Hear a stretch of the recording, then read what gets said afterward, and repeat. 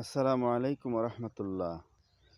প্রিয় বন্ধু বান্ধব ও ফ্যান ফলোয়ার বৃন্দ, কিছুদিন আগে আপনাদেরকে আমি যে শস্য ক্ষেতের ভিডিও উপহার দিয়েছিলাম, আজকে আবার প্রায় মাস খানিক পর আবার আসলাম সেই শস্য ক্ষেতের কাছে। এসে দেখতেছি শস্য ক্ষেতগুলি আর আগের মতো নেই। শস্য খাত ফুল থেকে এখন ফল হয়েছে, ফল আস্তে আস্তে বীজে পরিণত হবে এবং কিছুদিনের মধ্যেই সেগুলি মালিক পক্ষ বা জমির মালিক যারা, তারা এগুলো উঠিয়ে নিয়ে শস্য তৈরি করবে বা সরষের তেল তৈরি করবে। এখন প্রশ্ন হলো, সব কিছু চিরস্থায়ী নয়।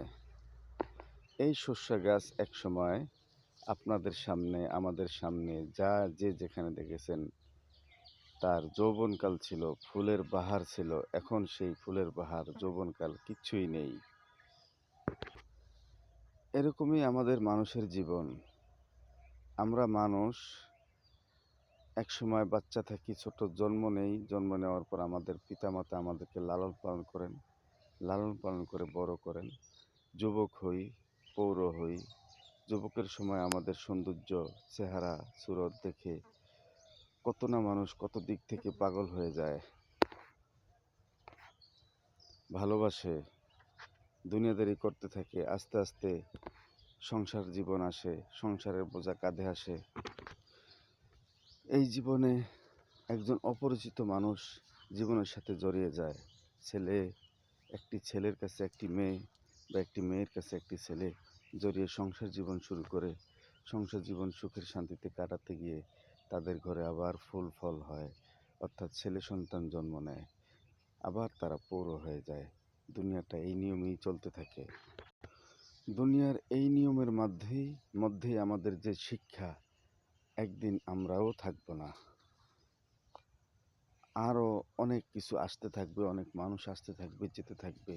এই দুনিয়ার শেষ সময় আমরাও চলে যাব এক সময়। মৃত্যু আমাদের জন্য অপেক্ষা করছে। যেরকম শস্য গাছ কিছুদিন আগে ফুলে ফলে ভরপুর ছিল, এখন সে বৃদ্ধ হয়ে গেছে। বৃদ্ধ হওয়ার পর ফল নিয়ে গাছটি মরে যাবে, শুকিয়ে যাবে। ওখান থেকে তার ফল, বীজ থেকে তেল সংগ্রহ করা হবে।